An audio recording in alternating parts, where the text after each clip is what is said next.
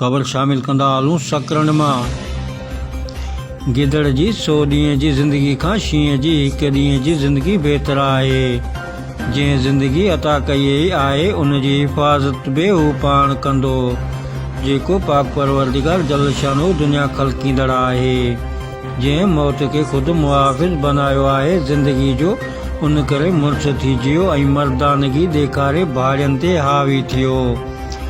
इहा ॻाल्हि SSP शहीद बेनज़ीराबाद तनवीर हुसैन टुनियो सकरन थाणे ते पुलिस एहलकारनि खे लेक्चर ॾींदे चई। हिन चयो त पुलिस ऑफिसर ऐं पुलिस सिपाही साॻी वर्दी पाए थो, संदन मान ऐं मर्तबो बि साॻियो आहे। कुलनि ते फूल रुगो मनसब जा आहिनि, उन करे को बि पाण खे घटि न सम्झे। IG, DIG ऐं SSP सभु अव्हां जा भरजला आहिनि। पाण मां ख़ौफ़ वारी फिज़ा कढो, कंहिं बि लोफर चोर पाथारीदार या धाड़ियल खां डिॼण जी ज़रूरत न आहे। ॾोहारी आहे, भली कहिड़ी बि सॻी धुर जो हुजे या कंहिं तंज़ीम जो, खेसि कैफ़े किरदार ताईं पहुचाइणु पाण सभिनी जो फ़र्ज़ु आहे।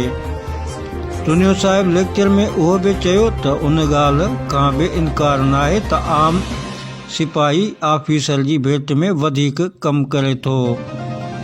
गर्मी तोड़े सर्दी, ॾींहं तोड़े राति, निंडूं फिटाए घर वारनि खां परे पंहिंजो फ़र्ज़ु निभाए रहियो आहे।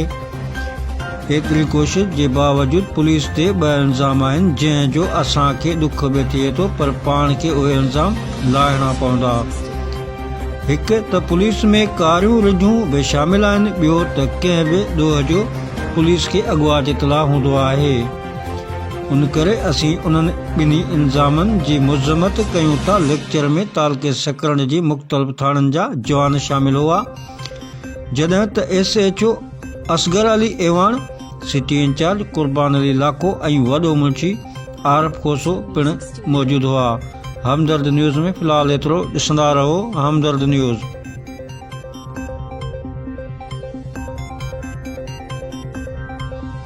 Snow Music Studio.